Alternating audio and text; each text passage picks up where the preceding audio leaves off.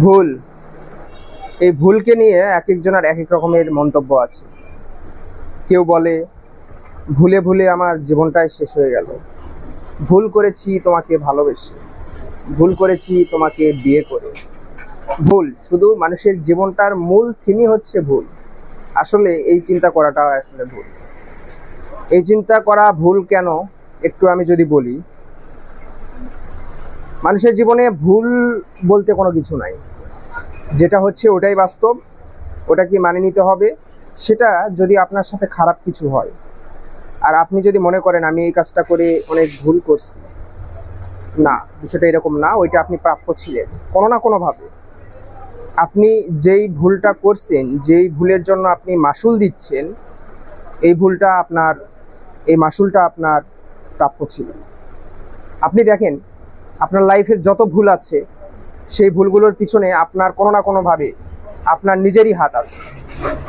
হয়তোবা আপনি ভুলবশত অনেক কিছুই করে ফেলছেন নিজের অজান্তেই। তো বড় ধরনের যখন একটা ভুল হয়ে যায়, তখন মানুষ একটু অনুতপ্ত হয়।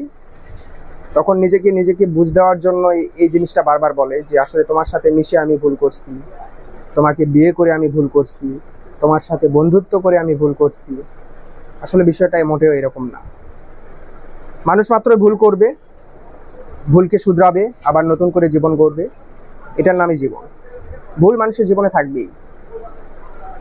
ভুলটা কোনো অজুহাত না। এই ভুলটা মানুষ, এটার জন্য আমি এই কথাটা বলার একটাই কারণ, এটার জন্য অনুতপ্ত হওয়ার অনেক বেশি অনুতপ্ত হয়। আসলে এটা হওয়ার কোনো কারণ নেই।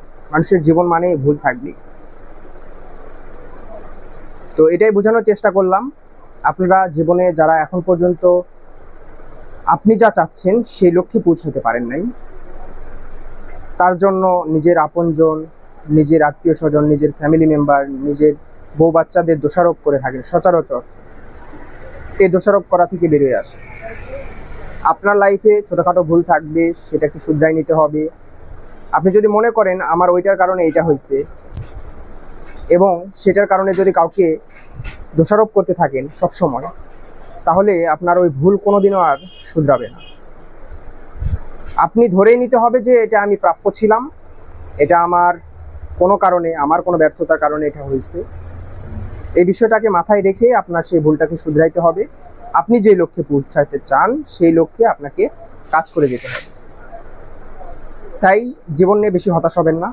বেঁচে থাকার জন্য খুব বেশি কিছু প্রয়োজন হয় না।